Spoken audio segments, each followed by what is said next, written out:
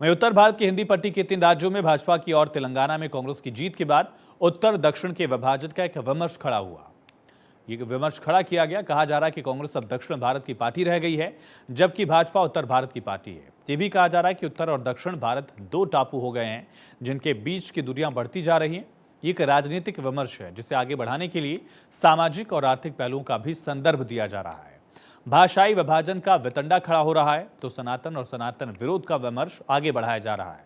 ये सही है कि भाषा, संस्कृति, खान पान और दूसरी कई चीजों में देश के दोनों हिस्सों में बहुत भिन्नता है, लेकिन ये भिन्नता तो सदियों से है और आधुनिक तकनीक और विकास ने तो इस भेद को काफी हद तक कम किया है। फिर इस तरह के विमर्श का आखिर मतलब क्या है? सबसे पहले राजनीतिक विभाजन की बात करनी चाहिए, क्योंकि जैसे ये साबित होगा कि उत्तर और दक्षिण का कोई राजनीतिक विभाजन नहीं है और दक्षिण भारत की राजनीति में कांग्रेस और भाजपा दोनों की स्थिति लगभग समान है, तो अपने आप सामाजिक, धार्मिक, आर्थिक ये तमाम विभाजन का विमर्श कमजोर पड़ेगा। कांग्रेस को दक्षिण भारत की पार्टी बताने वाले लोग ये भूलते हैं कि कांग्रेस कई दशकों से लगातार दक्षिण में कमजोर होती जा रही है और भाजपा धीरे धीरे मजबूत हो रही है। दक्षिण भारत की राजनीति में दोनों की स्थिति में कोई खास फर्क नहीं है। आंकड़ों से भी इस बात की पुष्टि हो सकती है। दक्षिण भारत के 5 राज्यों तमिलनाडु, केरल, कर्नाटक, आंध्र प्रदेश और तेलंगाना में, इन 5 राज्यों में लोकसभा की कुल 129 सीटें हैं। इनमें से कांग्रेस के पास 27 सीटें हैं, भाजपा के पास 30 सीटें हैं। सोचिए, कांग्रेस से 3 सीटें ज्यादा हैं भाजपा के पास। कह सकते हैं कि भाजपा की 30 सीटें सिर्फ 2 राज्य कर्नाटक और तेलंगाना में हैं, जबकि कांग्रेस की 27 सीटें 4 राज्य तमिलनाडु, केरल, कर्नाटक, तेलंगाना में है। बहस के लिए ऐसा कहा जा सकता है, लेकिन इससे वास्तविक तस्वीर साफ नहीं होती है। उसके लिए कुछ और आंकड़ों को बारीकी से देखना होगा। ध्यान रहे, भाजपा अभी तक दक्षिण में सिर्फ कर्नाटक की पार्टी मानी जाती थी, बाकी राज्यों में उसका आधार बहुत सीमित था। लेकिन धीरे धीरे पीएम मोदी और अमित शाह की मेहनत और सफल रणनीति से तस्वीर बदल रही है। कर्नाटक में चुनाव हार कर सत्ता से बाहर होने के बाद भी भाजपा को 36% वोट मिला है।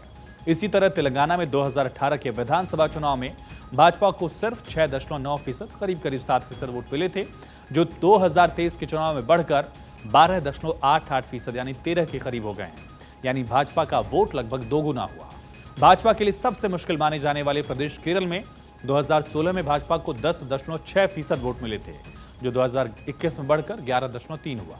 सबसे दिलचस्प आंकड़ा तमिलनाडु विधानसभा चुनाव का है, जहां 2021 में कांग्रेस और डीएमके साथ लड़े थे, तो भाजपा और एआईडीएमके साथ मिलकर लड़े। चूंकि अन्ना डीएमके के खिलाफ 10 साल की एंटी इनकम्बेंसी थी, तो वो हार रही थी, जिसका नुकसान भाजपा को भी हो गया।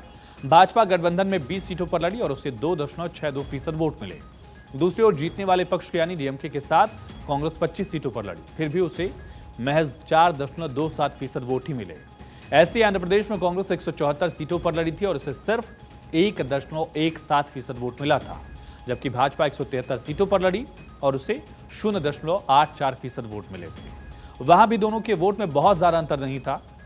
इन आंकड़ों के हिसाब से देखिए तो दक्षिण भारत में कांग्रेस और भाजपा लगभग बराबर की हैसियत रखने वाली पार्टी है। लोकसभा चुनाव में भी दोनों के वोट शेयर में ज्यादा फर्क नहीं है। इसके बावजूद उत्तर और दक्षिण के विभाजन का विमर्श खड़ा करने का आधार यह है कि 2 राज्य में कांग्रेस की सरकार बन गई है, लेकिन यह वैचारिक विमर्श का मजबूत आधार नहीं है, क्योंकि इन 2 में से एक राज्य में थोड़े दिन पहले तक भाजपा की सरकार थी।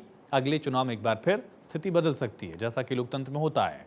भाजपा को एक झटका तमिलनाडु में इस बात से लगा जरूर कि उसकी सहयोगी अन्ना डीएमके ने उससे तालमेल खत्म किया, लेकिन उसके तुरंत बाद कर्नाटक में भाजपा को जेडीएस के रूप में एक नई सहयोगी पार्टी भी मिली। आंध्र प्रदेश में भाजपा को तय करना है कि वो क्या करे। पवन कल्याण की जनसेना पार्टी के साथ उसका तालमेल हो गया है। चंद्रबाबू नायडू की तेलुगु देशम पार्टी के साथ भी तालमेल का फैसला उसने खुद रोका है। इसका मतलब है कि दक्षिण भारत की पार्टियों में भाजपा नई नहीं है, तो चाहे वोट प्रतिशत की बात हो, राजनीतिक एजेंडे की बात हो या सहयोगी पार्टियों की बात हो, हर पैमाने पर दक्षिण भारत में भाजपा उतनी ही मजबूती से खड़ी है जितनी मजबूती से कांग्रेस खड़ी है। भाजपा अब वास्तविक अर्थों में पूरे देश की पार्टी हो गई है। पूर्वोत्तर के मिजोरम जैसे राज्यों में उसे 2 सीटें मिली हैं, जहां कांग्रेस 1 सीट पर सिमटी। 2 बड़े पूर्वी राज्य पश्चिम बंगाल और ओडिशा में भाजपा मुख्य विपक्षी पार्टी है, जबकि कांग्रेस 2-4 सीटों पर सीमित है। जिस तरह से नैरेटिव गलत है कि भाजपा दक्षिण भारत की पार्टी नहीं है, वैसे ये भी गलत है कि उत्तर भारत से कांग्रेस का बोरिया बिस्तरा बन गया है। उत्तर में कांग्रेस अभी ताकतवर है। जिन 3 राज्यों में साल के चुनाव वो हारी है, वहां भी उसे 40% या उससे ज्यादा वोट मिला है। वो मजबूत विपक्षी पार्टी बनी है। हिमाचल प्रदेश में उसकी सरकार है। हरियाणा, पंजाब, उत्तराखंड में वो मुख्य विपक्षी पार्टी है। बिहार और झारखंड में अपनी सहयोगी पार्टियों के साथ वो सरकार में है। उसका सुपड़ा साफ सिर्फ 2 राज्यों में हुआ। और वो राज्य हैं उत्तर प्रदेश और दिल्ली। सो कांग्रेस अब भी उत्तर भारत में अपना आधार बचाए हुए है, तो भाजपा दक्षिण भारत में अपना विस्तार कर रही है। इसीलिए उत्तर दक्षिण के राजनीतिक विभाजन का कोई आधार नहीं है। अगर परिसीमन के दौरान आबादी के आधार पर लोकसभा की सीटों की संख्या बढ़ाने की कोई पहल होती है तो उस समय विभाजन बढ़ेगा, टकराव हो सकता है। इसलिए सोच समझकर ये काम करना होगा। कुल मिलाकर कहने का तात्पर्य यह है कि कांग्रेस को इस भ्रम में नहीं रहना चाहिए कि दक्षिण में भाजपा का कोई आधार नहीं है। इसके विपरीत चुनावी आंकड़े बताते हैं कि दक्षिण में भी भाजपा कांग्रेस को कड़ी टक्कर दे रही है।